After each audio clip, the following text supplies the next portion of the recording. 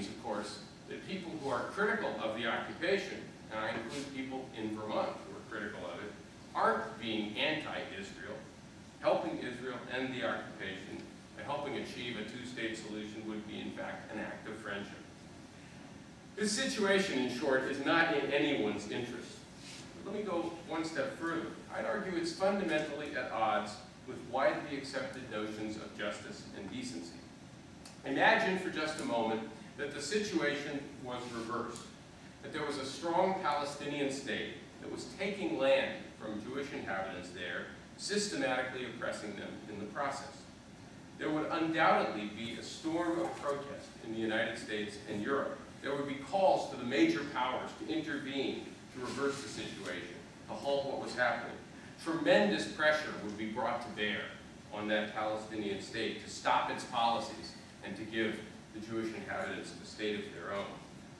But of course, when Israel colonizes the West Bank, turns Gaza into a giant prison, the United States not only doesn't protest, it backs Israel with money, arms, and diplomatic support.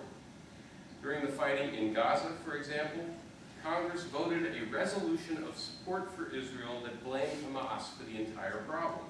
That resolution got over 400 votes in the House and was passed by unanimous consent in the U.S. Senate. And this was a war where 1,300 Palestinians died compared to 13 Israelis. And most Americans offer hardly a word of protest, even though we like to think of ourselves as a very moral and a very just society. But our country's wrong in this particular case, and I think history is going to judge us rather harshly for our role in this tragic business. Well, now you might say, okay, fine, but things are changing now. We have a new president. He has said repeatedly he wants to achieve a two-state solution during his first term. He's appointed a special envoy, George Mitchell, who has a reputation for being even-handed and a very effective mediator. He gave an eloquent speech in Cairo last June where he said that a, quote, two-state solution was in Israel's interest, the Palestinians' interest, America's interest, and the world's interest. He also said in that speech that the settlements must stop, and he told Israeli Prime Minister Netanyahu that this meant a complete freeze, including adding more units to existing settlement blocks. And there's even a new pro-Israel organization known as J Street that's pro-peace, pro-two-state solution that's trying to back up Obama's effort. And I might add, is holding its first major conference in Washington, D.C. next week. So maybe this whole situation that we talked about in our book has now been fundamentally altered, and you can be optimistic. I wish I could be more optimistic. Although I believe President Obama understands those issues well, I don't think he's going to be willing to take on the, what I would call, status quo lobby, and therefore I'm not particularly confident of progress. Let me just say briefly why, and then I'll wrap up. First of all, Prime Minister Netanyahu has made it clear that he's not interested in creating a viable Palestinian state. His goal is, again, a greater Israel with the Palestinians confined to a set of disconnected statements that would be under Israeli control. His foreign minister, Avigdor Lieberman, said a few weeks ago that peace with the Palestinians will not occur, quote, for many years.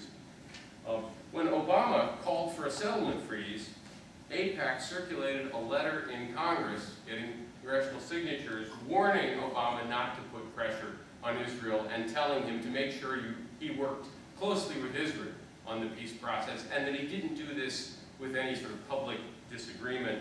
This letter got 329 signatures in the House, 76 out of 100 senators signed it quickly. Netanyahu then refused to agree to even a temporary settlement freeze, and Israel announced the construction of 500 additional housing units in August, along with a whole set of new apartments being constructed in East Jerusalem. The White House said this was regrettable, but took no other action. When South African Judge Richard Goldstone issued his recent UN report on war crimes during the Gaza war, the United States denounced the report as, quote, seriously flawed, and then we helped pressure Palestinian President Mahmoud Abbas not to ask for the report to be referred to the General Assembly by the Human Rights Committee. It's worth noting, by the way, if you don't know this, that Judge Goldstone is Jewish, He's a dedicated Zionist, an experienced war crimes investigator, and his report criticized Israel's conduct and the conduct of Hamas as well. Yet the Obama administration quickly gave Israel diplomatic cover, even though this happened at a moment when Netanyahu was openly defying President Obama's demands for a complete settlement freeze. Now, as some of you will probably also know, this move turned out to backfire on us and on everyone. It led to widespread protests within the Palestinian community there, something of a revolt in Fatah's ranks. Abbas had to reverse course, reintroduce the motion where it then subsequently passed. So it's now been referred up to the General Assembly and the Security Council, and we'll see if what the report recommends and calls for, which is that Israel and Hamas both conduct independent and credible investigations of their own conduct. I don't know what Hamas is thinking, but now that question is being actively debated in Israel as well.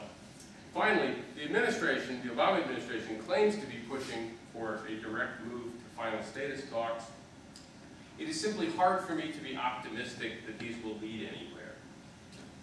President Obama cannot get Israel to agree to a temporary settlement freeze. How is he going to persuade them to grant the Palestinians a viable state of their own, including a capital in East Jerusalem?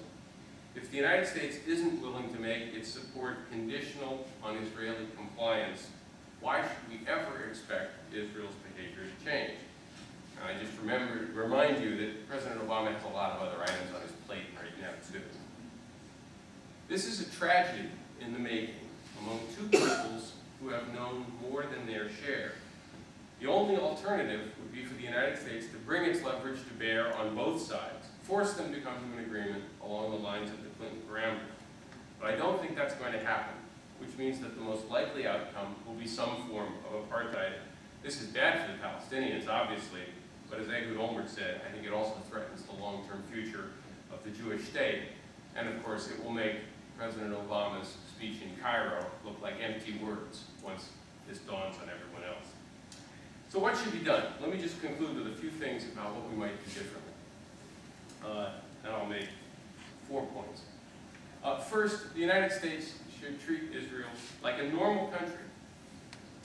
We shouldn't have a special relationship. We should have a normal relationship with them.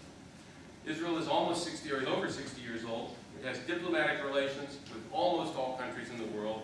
It's increasingly prosperous. We ought to treat them the way we treat other successful democracies. We back them when they do things that we approve of, that are in our interest, and we distance ourselves when they do things that aren't in our interest, that we don't approve of, and we try to use whatever influence we have to get them to change their behavior. We should be committed to Israel's right to exist, but not to its efforts to colonize the occupied territories. Regarding the Israeli-Palestinian conflict itself, second, the United States should act as an honest broker. We should pursue an even-handed policy. We need to make it clear to Israel that it has to leave the occupied territories and allow for the creation of a viable Palestinian state on those lands. Implementing that settlement will not be easy, but as I suggested, if you look at the other options, this one clearly looks like the best of a set of bad choices. Regarding the rest of the region, about which I haven't said very much, I'll just say we should be wary of those who want us to solve other problems in the region with military force. Iran, and in particular Iran's nuclear program, is a problem. We'd be worried about that nuclear program even if Israel didn't exist. But threatening Iran with military action, threatening them with regime change, just makes them want a nuclear deterrent even more. Attacking them directly is not going to solve the problem. And it is worth noting that the only significant groups in the United States who are pushing for the possible use of military force, right, are some of the major groups in the Israel lobby. It's not something being pushed by the American military, by the State Department, by the intelligence community, or by anybody else. Lots of people in those different organizations are worried about Iran's nuclear program. The only groups who think that possibly attacking Iran is the way to solve that problem tend to be the